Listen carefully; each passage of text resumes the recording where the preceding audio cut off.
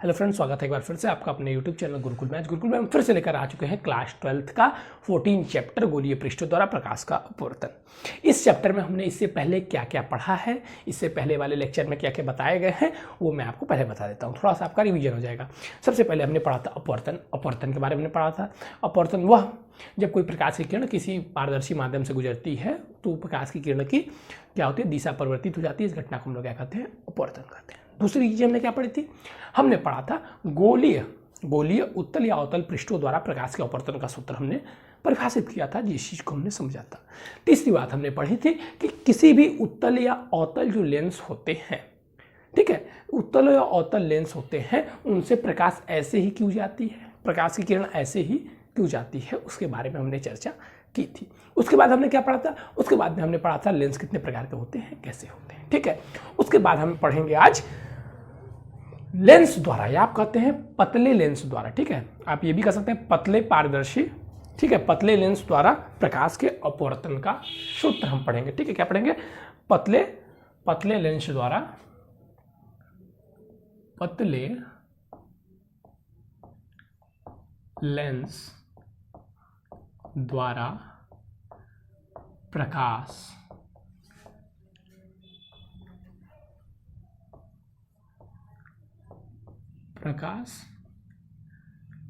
के अपवर्तन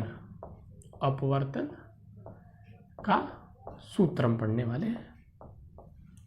और इसी को हम लोग क्या कहते हैं, इसी को हम लोग कहते हैं लेंस मेकर सूत्र।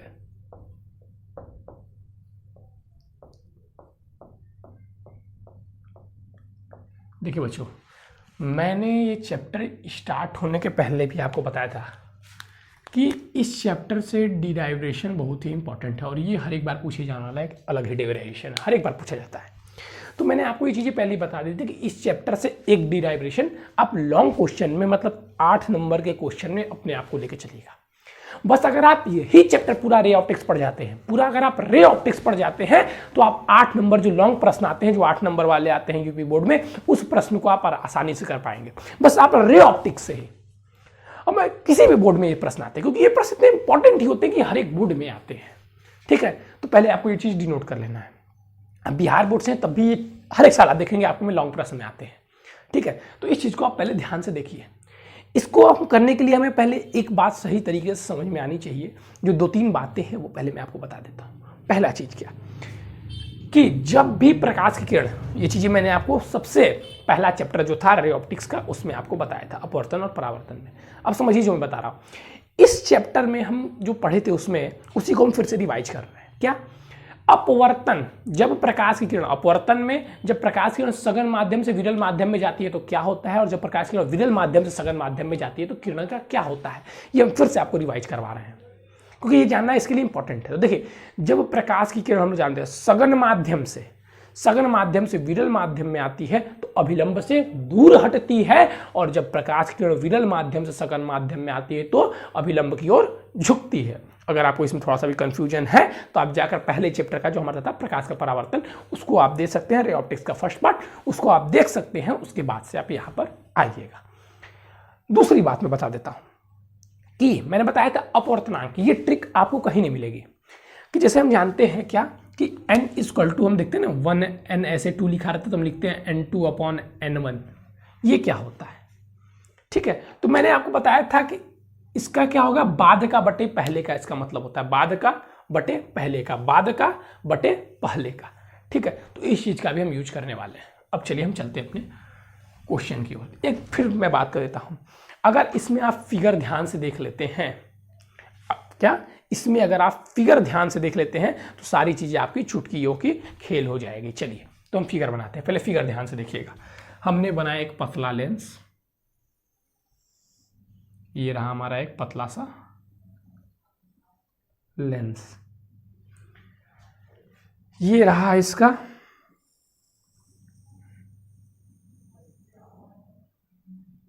मुख्य अक्ष।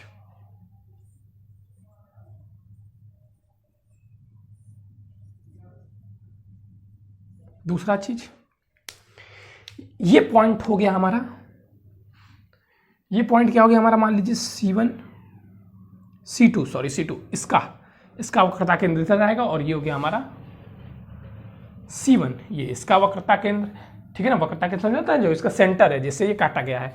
और देखिए हमने जो पहले पढ़े थे, पहले लेक्चर में पढ़े थे कि किसी उत्तल पृष्ठ द्वारा अपवर्तन पढ़ा था ना, किसी उत्तल पृष्ठ द्वारा अपवर्तन। तो क्या देखिए, अगर इसको एक छिपा लिया जाए तो ये अकेला एक उत्तल पृष्ठ हो गया, और इसको छिपा लिया जाए तो दूसरा उत्तल पृष्ठ हो गया। अर्थात लेंस क्या होते हैं, दो उत्तल पृष्ठों से मिलकर बना होता है। तो ये हो गया हमारा प्रथम उत्तल पृष्ठ जिसे हम P1 से डिनोट करते हैं, और ये हमारा द्वितीय उत्तल पृष्ठ जिसे हम P2 से डिनोट करते हैं, ठीक है। और हम ये मान लीजिए प्रथम पृष्ठ की, यहां पे मैं लिख देता हूं, माना प्रथम पृष्ठ की वक्रता त्रिज्या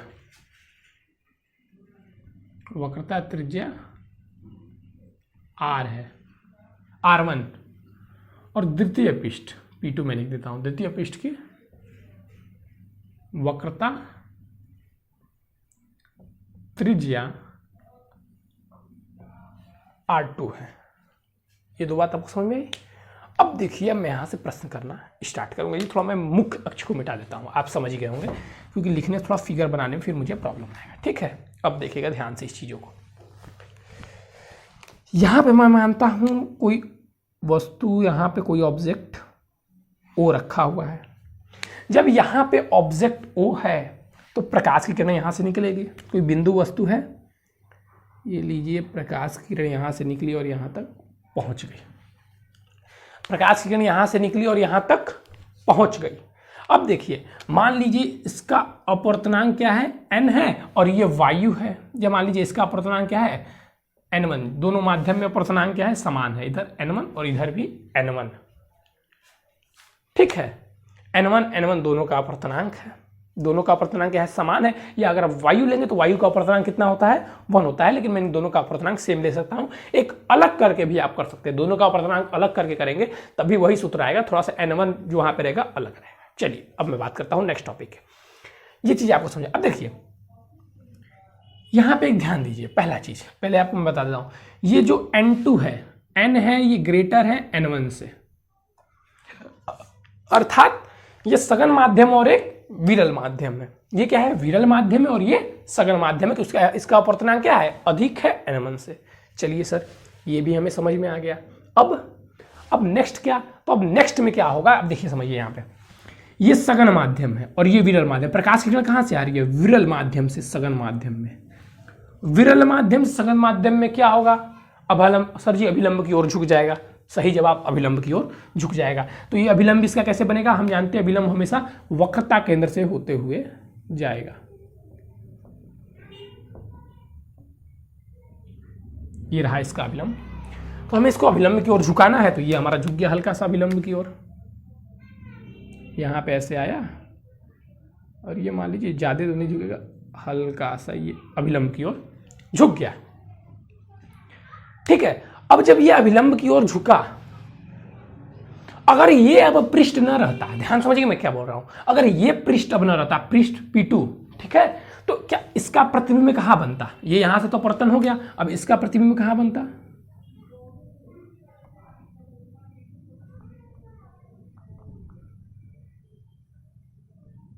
इसका प्रतिबिंब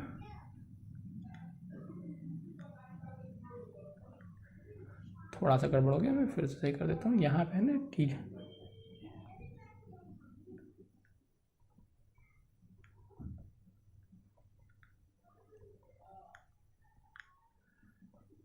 ये I1 मैंने इसको क्या डिनोट कर दिया है, I1 डिनोट कर दिया है। वो क्या है, उसका वो प्रतिबिंब है।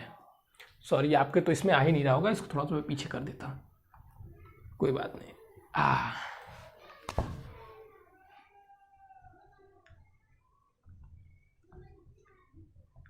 फिगर इसका आपको बनाना चाहिए, फिगर बना लेंगे, फिर कुछ नहीं करना है। जो हमने औतर वाला सूत्र रखा था वही रख के बस हमारा सॉल्व। चलिए अब आपके में आ रहा होगा, अब कैमरे में आपको ये चीजें दिखाई दे रही होंगी, ठीक है। चलिए ये समझ में आ गया। अब इसके द्वारा ये प्रतिबिंब I1 बन गया यहाँ पे। अब देखिएगा, अब फिर तो ये जब प्रकाश की किरण आई, यहाँ तक तो ये प्रकाश की किरण पहुँच गई, हाँ सर पहुँच तो गई, यहाँ तक प्रकाश की किरण पहुँच गई। अब इसके आगे प्रकाश की किरण थोड़ी ना निकली, तो हमने बताया कि अगर ये नहीं रहता तो प्रतिबिंब यहाँ पे बनता। अब प्रकाश की किरण जब इस लेंस से गुजरी, अब यहाँ से भी तो अपवर्तन होगा, ये भी पृष्ठ तो कुछ अपवर्तन करेगी, द्वितीय वाली हाँ सर करेगी। तो ये सघन है और ये विरल है। अब ये सघन माध्यम प्रकाश की कहाँ जा रही है, सघन से विरल में जा रही है, क्योंकि ये सघन माध्यम है और ये विरल माध्यम है। हाँ तो कहा होगा सर सघन से विरल में जा रहा है, सर जी अभिलंब से दूर हटेगा, सही जवाब। तो अब इसका कहाँ है वक्रता केंद्र, इसका वक्रता केंद्र इधर है, तो बस ये कर दीजिए, ये ऐसे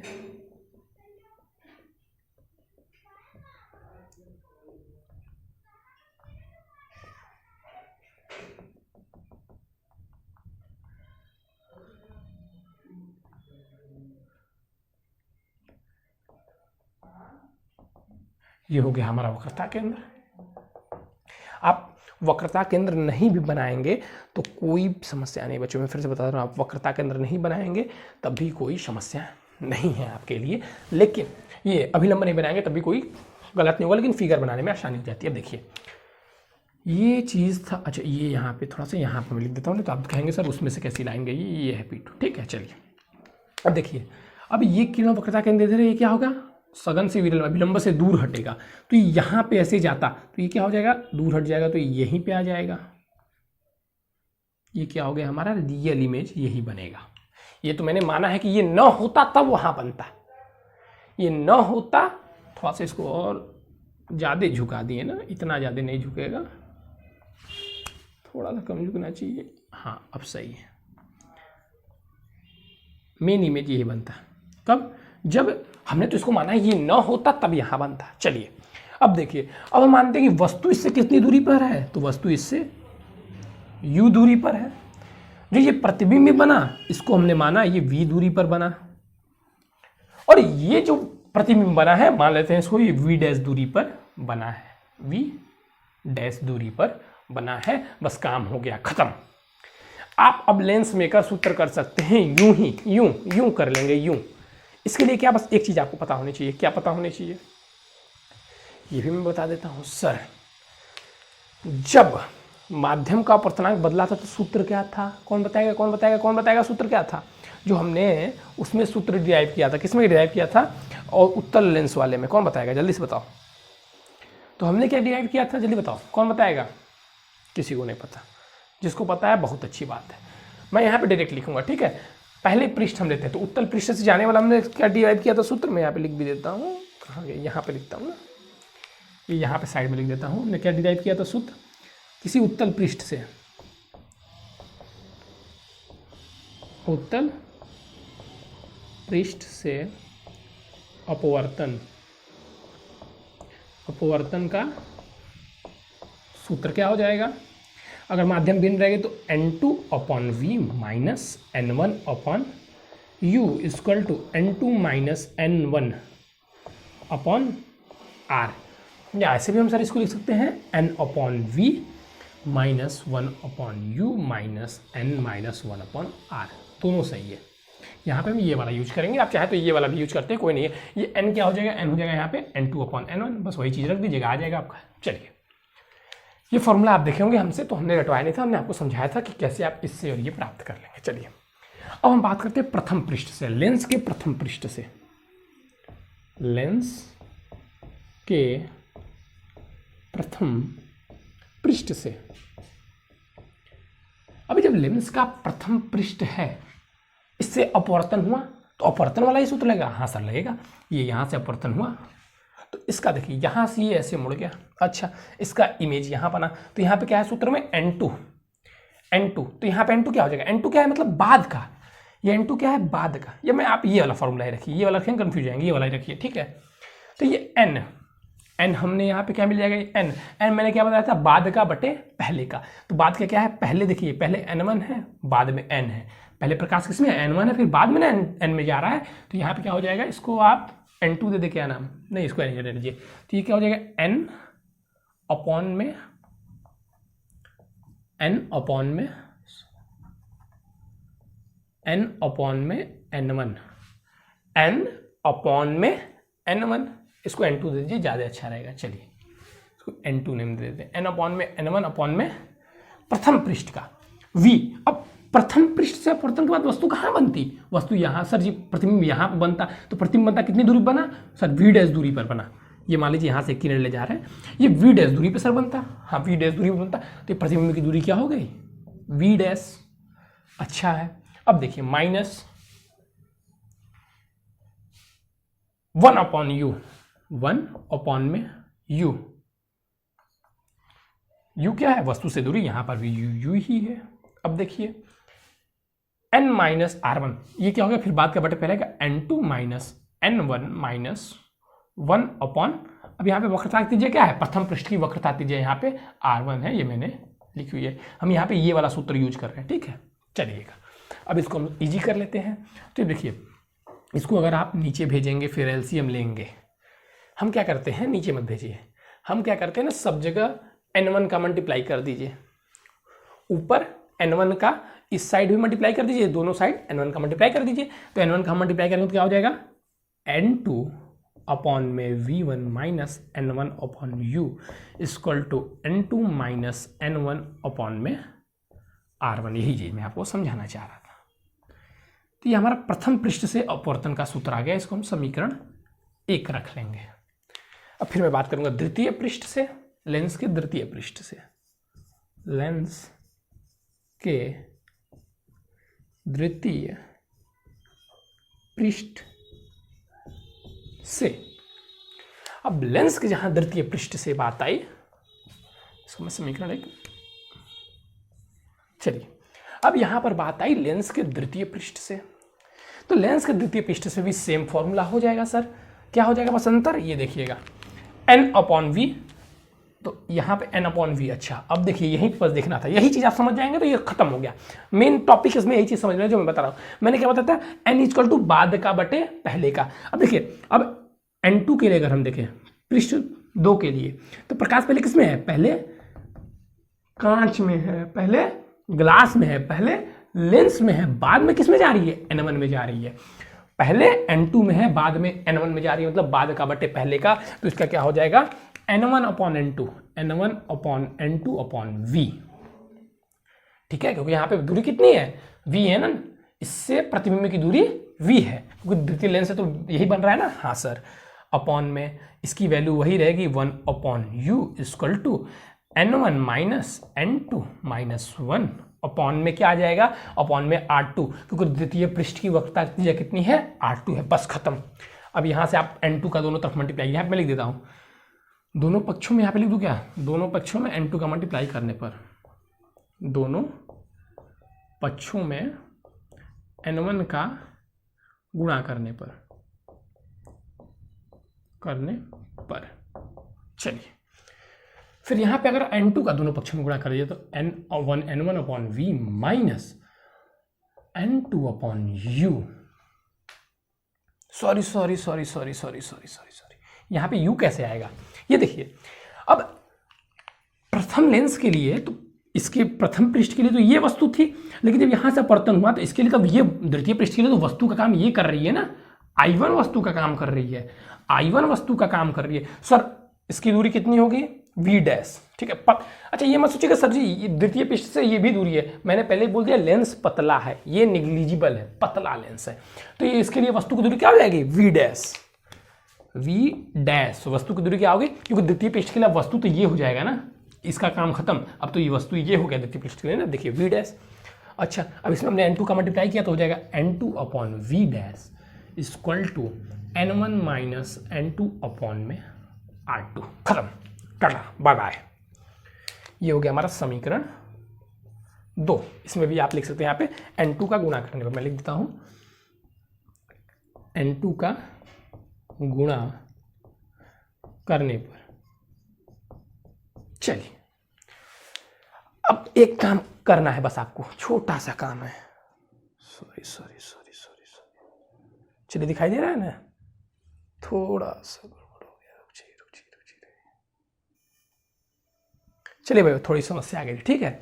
अब देखिए, बस कहानी खत्म, टाटा बाय बाय। हम कर सकते हैं क्या? कहानी खत्म, टाटा बाय बाय। चलिए, अब बस क्या करना है आपको, देखिए समीकरण 1 और समीकरण 2 को जोड़ दीजिए। क्या करना है हमें? समीकरण 1 और समीकरण 2 को जोड़ देना है। यहाँ पे मैं लिख देता हूँ समीकरण 1 और 2 को जोड़ने पर, ठीक है। समीकरण 1 व 2 को जोड़ने पर हम ऐड कर देंगे दोनों को। अब अगर आप दोनों को ऐड करेंगे तो क्या आएगा परिणाम, ये देखिए लिखता हूं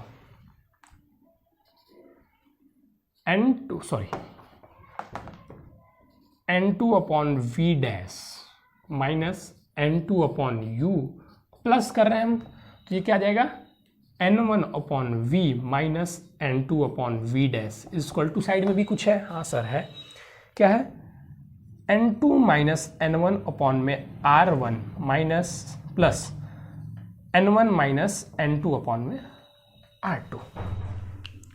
अब आप देख रहे होंगे ध्यान से तो साफ साफ दिख रहा है, ये इससे कैंसिल हो जाएगा। हाँ सर, ये चीज़ तो हमें भी दिख रहा था। अब तब क्या आ जाएगा, ये आपका आ जाएगा n1 upon v minus n2 upon u equal to n2 minus n1। ध्यान से देखिए n2 माइनस n1। अब देखिए हम यहाँ पे माइनस कॉमन ले लेते हैं, क्या करते हैं माइनस यहाँ पे कॉमन ले लेंगे तो हमारा और इजी हो जाएगा। तो n2 माइनस n1 अपॉन में r minus n2 minus n1 common लेंगे तो साइन चेंज हो जाएगा, अपॉन में r2 अपॉन में r2। अब देखिए यहाँ पे r1 है ना, अब देखेंगे आप तो ये चीज़ें कॉमन है, अगर उस साइड में क्या है ये चीज़ें कॉमन है, n2 अपॉन r2 कॉमन है, तो यहाँ से हम फिर से लिख सकते हैं n1 upon v minus n2 upon u equal to n2 minus n1 common ले लिए हम, तो ब्रैकेट में क्या बच जाएगा 1/r1 माइनस 1/r2। यहां से इतनी चीजें पहले आपको समझ में आ जानी चाहिए। इतना अगर आप समझ चुके हैं तो आप समझ जाइए पूरा आप मझधार पार कर चुके हैं। अब हमें कुछ नहीं करना है, क्या नहीं करना है, अब हमें कुछ नहीं करना है, अब बस गेम खेलना है। अब देखिए अभी फिर इसमें आप भी एक चीज़ कर सकते हैं, जैसे हमने पहले किया था, पहले वाले में क्या कर सकते हैं, हम क्या करते हैं यहाँ पे इसको, अगर आप चाहें तो ऐसे भी कर सकते हैं, लेकिन हम इसको सुंदर दिखाने के लिए क्या करेंगे, ये देखिए यहाँ पे n2 का भाग दे देंगे। ठीक है, किसका भाग दे देंगे, n2 का भाग दे देंगे।